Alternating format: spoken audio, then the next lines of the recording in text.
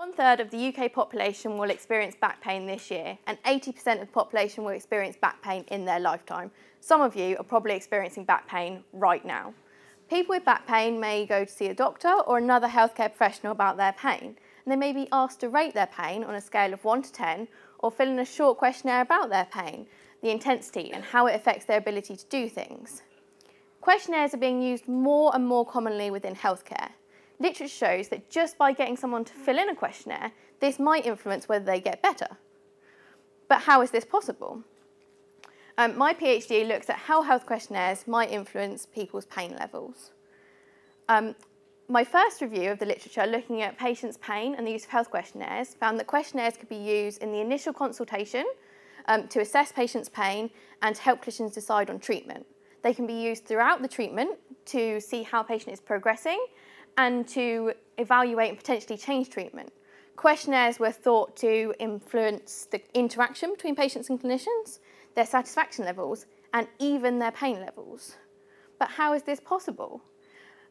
So a follow-up review I did, I suggest 3 pathways. Firstly, questionnaires influence the interaction between patient and clinicians, because just by filling in a questionnaire, how pain is communicated is changed. The clinician has more knowledge and information about how the patient is feeling, and this can be discussed between them.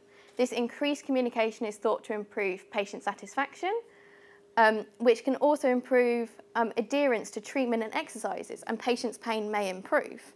Second, by filling in a questionnaire, patients might get panicked about their score, and this could have 2 potentially contradictory outcomes. Their pain could get better or worse. For example, a person asked, how far can you walk without being in pain, find they can't walk to the shops anymore.